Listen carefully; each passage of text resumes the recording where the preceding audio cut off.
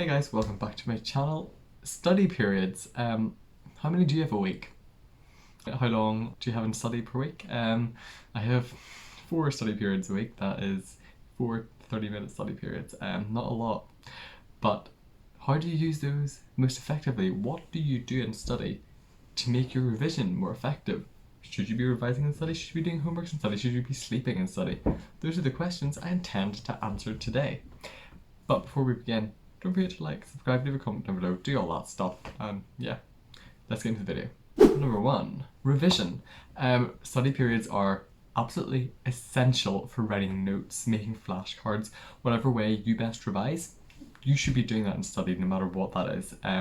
Use all the time you have to make some notes. Now, in my school, study is 30 minutes long. I like to spend a solid 25 minutes non-stop, constant work, and that pretty much means I've done a good half hour, because when you think about it, a half hour probably contains up to 5 minutes at least of procrastination or not doing something or looking somewhere else. So if you do a solid 25 minutes where you are completely focused, you're completely into this work, that is, the best way to use it. Get your 5 minutes at the end where you can not study, but use the time wisely. You never know where you're going to get another homework, another test, or have a really content heavy class. So get those notes made ASAP. As soon as you come out of a class, and if you have study, you should be making notes from that class, just to get it done.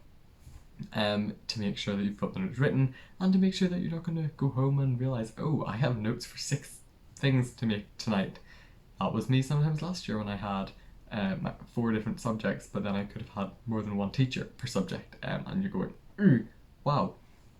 Yeah, making notes as soon as possible. I like to have an idea of what I'm doing in study before I go to study, because if you go to study not knowing what you're going to study, you're going to procrastinate thinking, what am I going to study?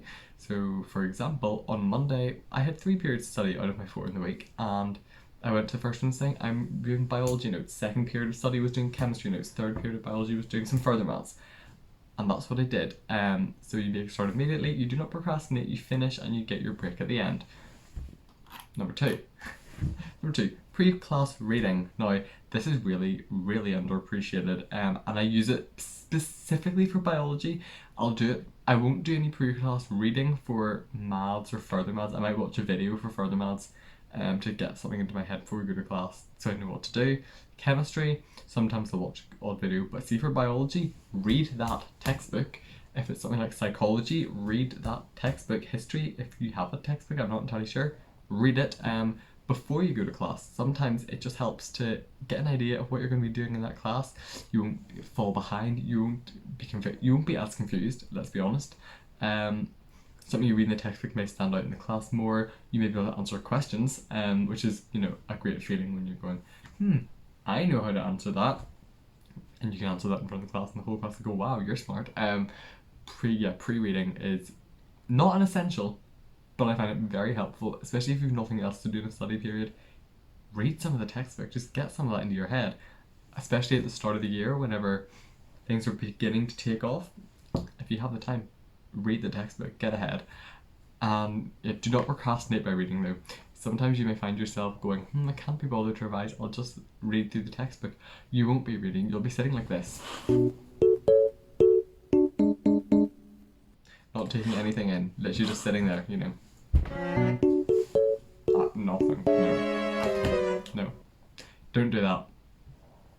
Just sit there, maybe even 10 minutes, have a look through what you think you're going to cover in that next class, have a look at what you covered in the last class, see if you can make a recap in your head.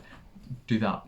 Great time in study. So number 3 now, extra work. Sometimes teachers like to give you extra work, not necessarily homework, but more like extra worksheets that you don't have to do, or extra questions that you don't have to do, but they say will be useful to do. Now, these are the things that can kind of distinguish between someone who gets a C or someone who gets a B, or someone who gets a B and someone gets an A.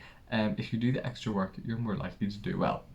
Let's be honest. And study periods are great for doing these extra things. For example, my maths teacher might say, here's your homework, here's some extra stuff. And you just keep it. If you have a free study period, do some of the work, get it done, get something into your head. These things are really important for getting stuff into your head, especially if you don't have to do it, because then you're actively committing to do something you don't have to do, which can really help you feel better about yourself. You feel like you've accomplished something more, and get it into your head, get it stuck in there so that you're not going to forget it. Yeah, study is the perfect time. Devote maybe 20 minutes to doing it, and just do as much as you can those 20 minutes, and you will not regret it. Well, I don't. You shouldn't. So, number 4, practice tests. Now, this is more of a closer to the exams kind of idea. If you know you're going to have a mock, for example, the January mocks that, or December mock people have, I would advise doing a practice paper, or even just some past paper questions in your study periods.